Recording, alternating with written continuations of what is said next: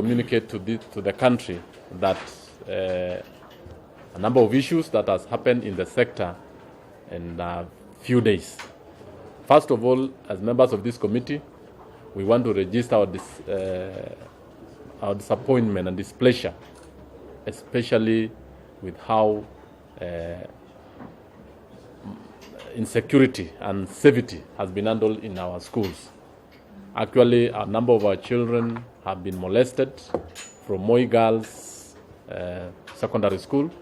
We also have some boys who have been sodomized in Nyandarua, a number of schools across the country.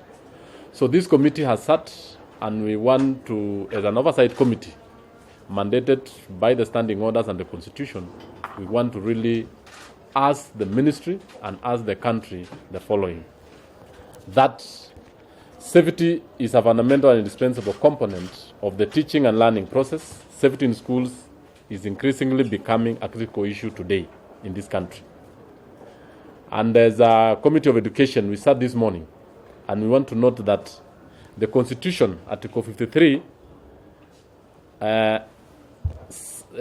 of the Constitution 2010, safeguards the rights of all children against all forms of inhuman treatment and punishment. This is amplified in Section 4 of the TSE Act 2012, which provides that the Commission, in the performance of its function and exercise of its powers, will at all times take into account the best interest of the learner. When we saw what happened, the learner has been molested, has been mistreated, has been mishandled. And this is what we are really asking the concerned agencies to really come out clear on this.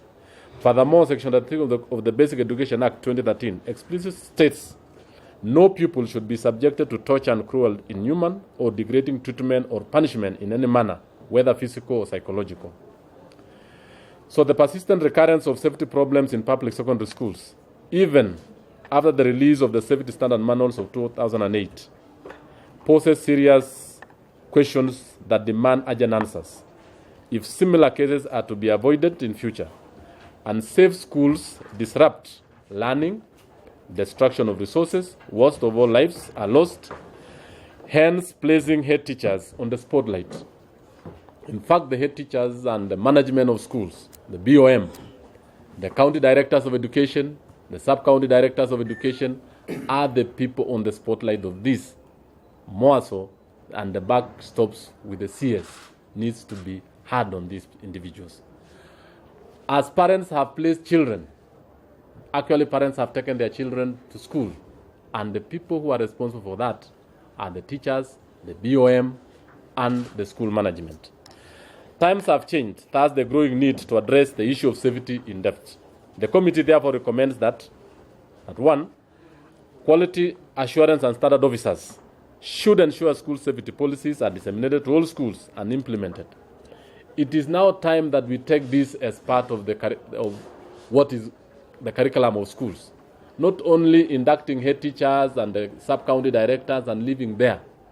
It should be a clear program to students, to teachers, to parents, what are the safety standards in each and every school.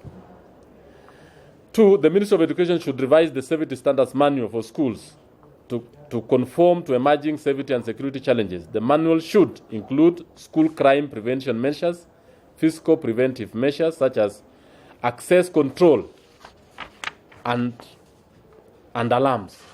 A number of schools lack even alarm, that is security alarms, that there is an issue that has happened in a school. Other students are not aware in the adjacent dorms. These are issues that should be there. We have issues of CCTV. If in the case of Moi Girls, if there was a CCTV program, up to now the intelligence are telling us they haven't located or even nabbed these individuals. Yet a CCTV is a very cheap gadget.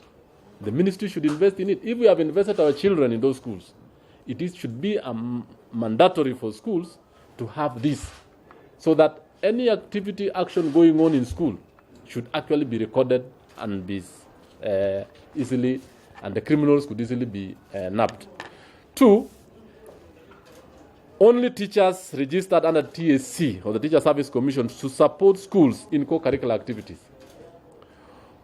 it has been reported that non-teachers have even participated in drama, in coaching football games. These are individuals who cannot be easily gotten in case of any problem. So the Teacher Service Commission needs to know that anybody who is participating in drama, in football, coaching, should always be teachers and be individuals who are registered and acceptable to do this. We have instances where a number of schools have contracted non-teachers to participate in this. And these are some of the causes of criminal activities in schools. So the Board of Management and the PTA should really vet and know who is supposed to access the students and at what time are they allowed to be in those schools. The Ministry of Education and Research should introduce the disaster management practices into schools and training institutions. These will equip the members with adequate skills required for prevention as well as management of disaster in schools. Most of the schools have no even the drilling, the disaster management. Even they don't understand the drill in case of fire. They have not done this quite sometimes. The children who are raped, they could not even understand how they can respond to. And what would the others do? Even one of them has been raped, even if they are a team of 20. So these are issues that we really need to address, and the ministry needs to come out very clear on this. The ministry should provide the school community members with compulsory in-service on disaster management and training and safety standards through workshops and seminars. This one cannot be gainsaid all this time. We've been saying it, and it has to be practiced. It has to be done. The ministry should constantly provide funds for implementation of safety standards. I've just said this on the CCTVs, so that we have clear records on the movements of individuals in those particular schools. And more so, who are the watchmen? What is their training? What is their level of education? It is not good to pick individuals and just give them uniform and they just become watchmen. It is now time that security have changed, and we need to know the kind of people who are taking care of our children. Safety audit and awareness in schools should be conducted regularly, and this one we are asking them. Should be an inter-agency issue, where then the Ministry of Interior and Coordination of National Security should come in and get reports, especially at the sub-county level, between the DEO and the various schools across the sub-counties. What is the state of school security at every other time? And this should be taken as a security measure, even in sub-county and county security meetings. At times, such meetings are taking place, but schools have not been considered. We also have agencies such as Red Cross. They need to understand what is the ongoings in those particular institutions. Schools should set up safety committees. Schools have been run in some instances by a principal and a deputy principal, or a principal and one teacher. All the other teachers aren't aware of what's happening. The Teacher Service Commission should form committees in schools on safety awareness, where students are involved, where all the workers are involved, where everybody knows that the security of his or her brother is his own concern, so that everyone should come in and be responsible on the security measure of the school. A cook should be knowing the security of his students. A watchman, a teacher, a gardener, and all of them should be security agents. Lastly, we say principals must be committed. The buck stops with the CS, with the principals, with the school BOMs.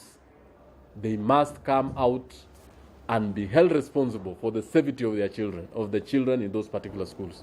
They cannot run away from this. In whatever level, the children have been given to them by parents, and they must account for every child in that particular institution.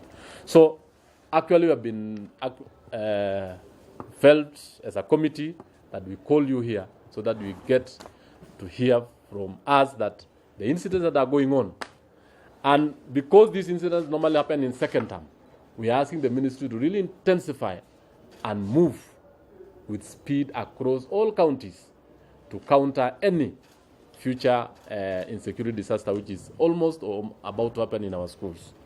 Thank you so much. To comment?